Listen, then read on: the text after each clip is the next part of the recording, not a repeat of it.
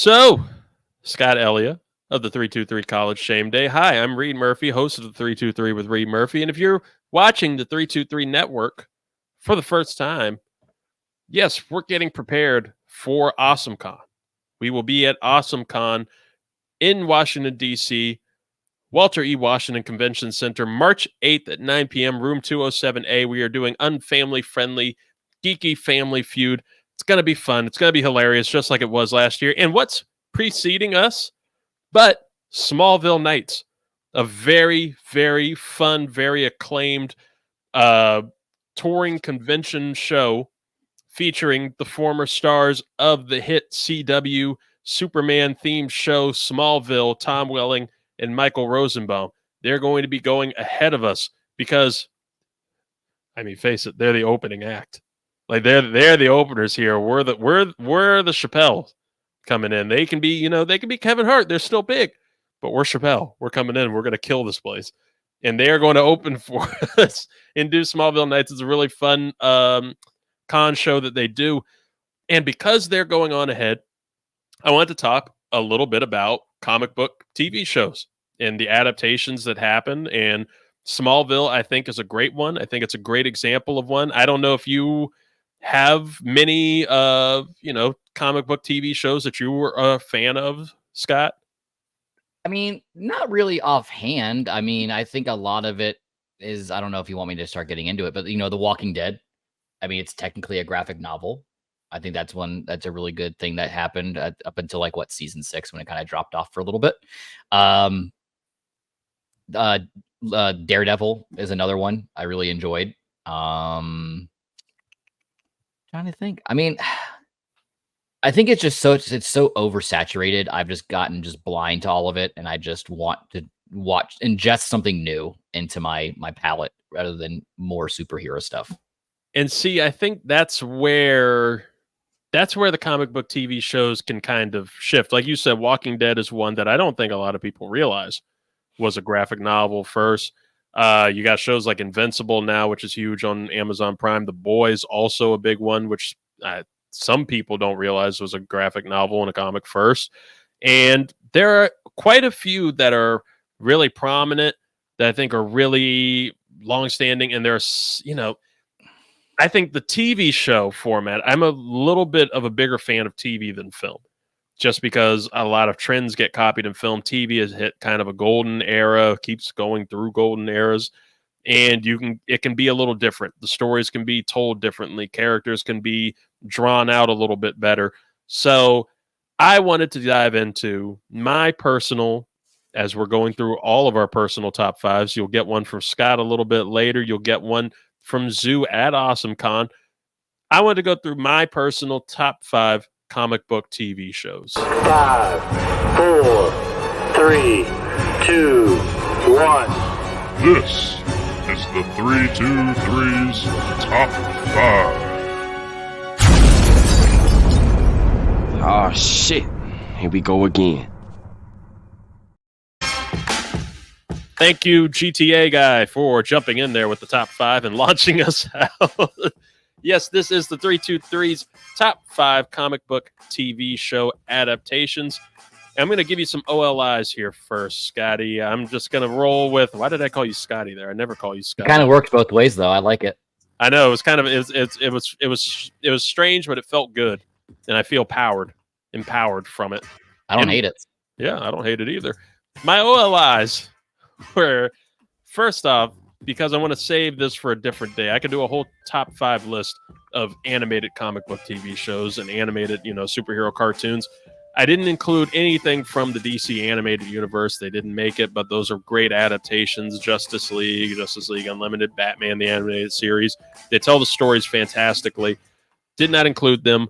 Watchmen, which was a huge Emmy winner for HBO and was actually a show that put a lot of people's eyes to things like the Tulsa Massacre and things that I didn't know were real. Then they opened the show with it, and it launched people's eyes to it to learn about these things. Watchmen was a great adaptation and kind of continuation of the story.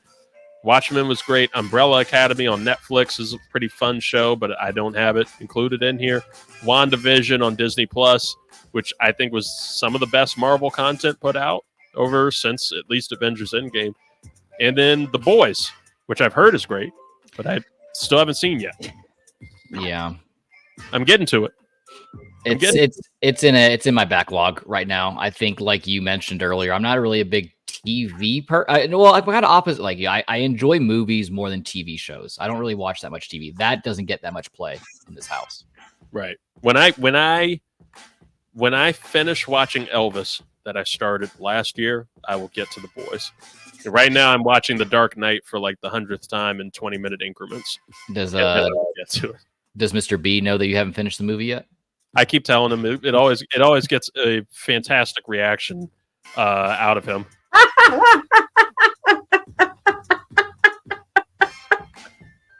Oh my god! We need to have him and Griffin have a laugh off. Oh my god, it would be insane. That's somebody that you're going to get you're going to get full on just Griffin whatever this is at the convention. Oh, but none of those made my top 5. My number 5 is one that you brought up earlier, a great one on Netflix. It's going to be continued on Disney Plus soon for the MCU. It's officially been included in, and that is Daredevil. Thought that was a great, violent, cool adaptation that they did on Netflix. I love the inclusion of Punisher and Elektra in season 2. I thought John Bernthal was perfect as Punisher. Charlie Cox, who you can see at AwesomeCon this coming weekend. AwesomeCon, Charlie Cox, a lot of other Daredevil cast members will be there. I thought he is a just perfect Daredevil, and he gets the character done really well, and it's a very passionate character. Season 3, I think, is one of the best adaptations of comic books and superheroes in general. Daredevil is my number 5. Number 4, I went with HBO. I went with a DC Universe show, and I think it was one of the best things produced by DC right before, their whole universe collapsed and James Gunn took it over fully. But James Gunn directed this show. He wrote this show, and that is Peacemaker. Ooh. Starring John Cena. I can put that on the top 5 just for its opening intro and the dance that they do to the classic 80s hair metal song. It's a fantastic show. It's funny as hell. It's bloody as hell. It's also pretty heartwarming, and it breaks your heart sometimes. I love the emotion, the performances. I think it's one of the best. I can't wait for them to do season 2, however they integrate it into whatever the new plans are for DC. Number 3, I'm sorry to our openers. I love them. They couldn't get to number 2 or number 1, but they are here at number 3, and that is Smallville. Smallville is a damn good show. That was a show that I loved watching as a kid. I loved watching the reruns when they would pop up too, but I thought it was really cool just to dive into the early years of Superman and just get you to really know Clark Kent, get you to know the origins of Lex Luthor, all of these characters. They started forming like a pseudo Justice League, and they pretty much had every Justice League character except for Batman, because they couldn't have Batman on, I think, because of film rights and crossover, which is just shitty for the CW. I guess the WB at the time. God, I miss the WB.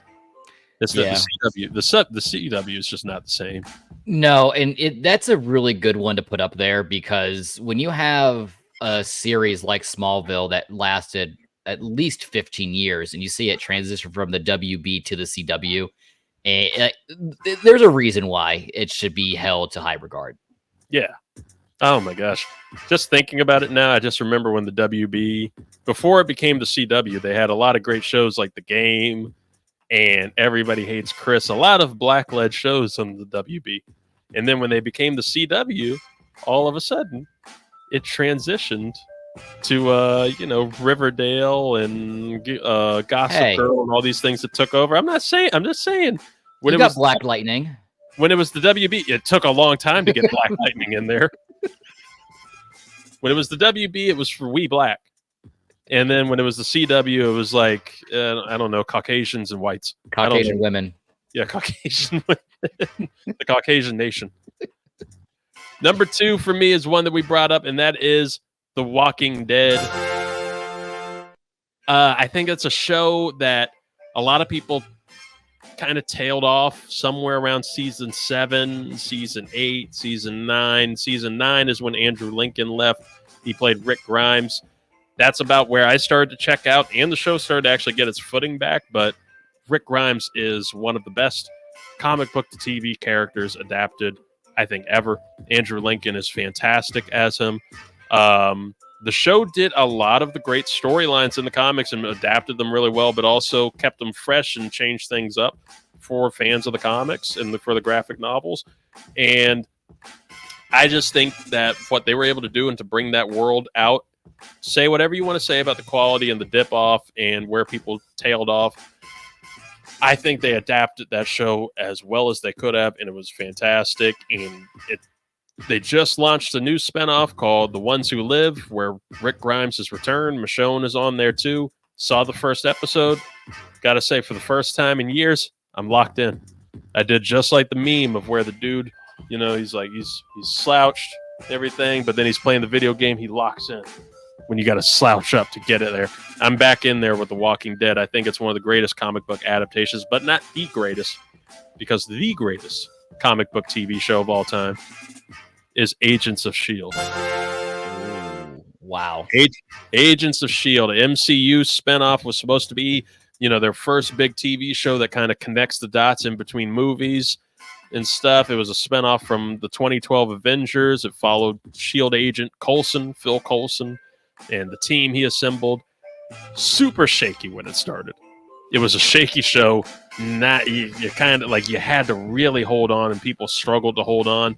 Ratings were never great for it, but midway through season 1, the Winter Soldier movie happens, and in the movie, S.H.I.E.L.D. falls. It falls apart. You learn that it was a lot of deception. That completely rocked the show and completely changed the show, and it kind of gave you an idea for what it could be in terms of how the movies affect it. Unfortunately, they were never able to tie into the movies that much from there. There's some disagreement between who ran TV and Kevin Feige running film, and it was disappointing because you got some cool characters that would cross over from the movies, some minor characters, and you could have explored some of them and some of the villains a little more, but I think the show managed to hold its own. I think it's one of the best things that Marvel has produced. The characters, the storylines, the villains, some of the effects that they were able to generate on the ABC budget was crazy. And it had a great 7 or 8 season run. Even when the MCU decided to really push back on it, they still would force their way into some type of storyline to keep themselves afloat. And I think they finished well. It's the best comic book TV show of all time for me. Always give me Coulson, May, Fitzsimmons, all of them. I love Agents of S.H.I.E.L.D. That is number 1 for me. I don't know if there's any pushback on any of the top 5 there, Scott. No, I am surprised Agent S.H.I.E.L.D. had jumped up as high as they did. I mean, they're on my list of top 10. I wouldn't put them that high. I think I was one of those ones who kind of just bowed out of the series way too soon. So maybe I got to give it another chance and go back and rewatch it. But no, I actually really liked your list. I was more surprised that you were going to go with Dean Cain's Lois and Clark: The Adventures of Superman. Only if it featured Dean Cain now.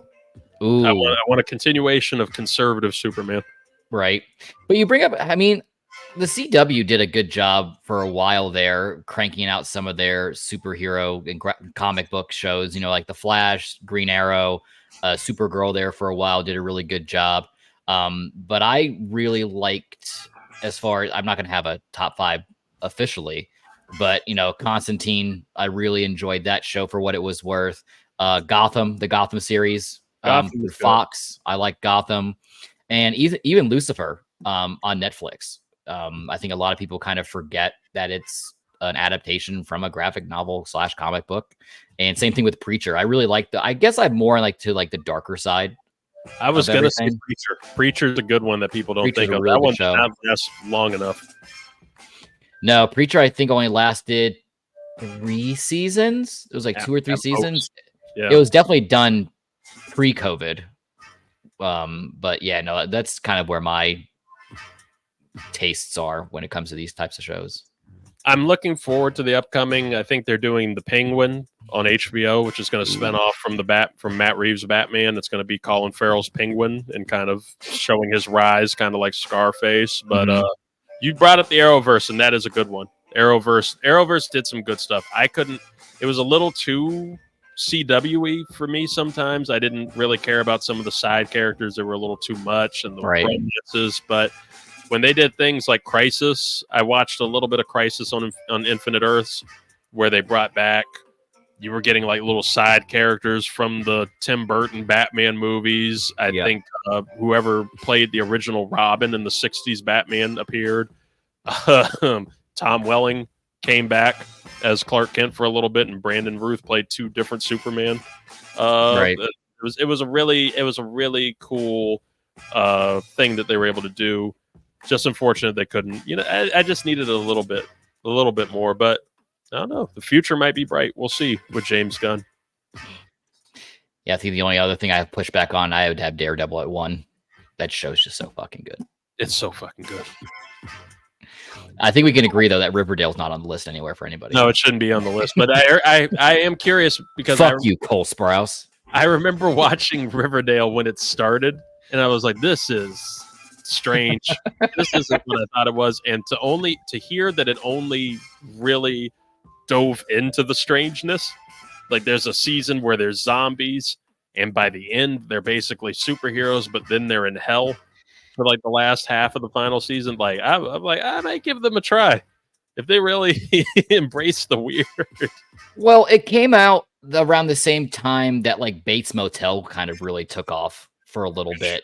And like they both give me the same vibe, like I like Bates Motel.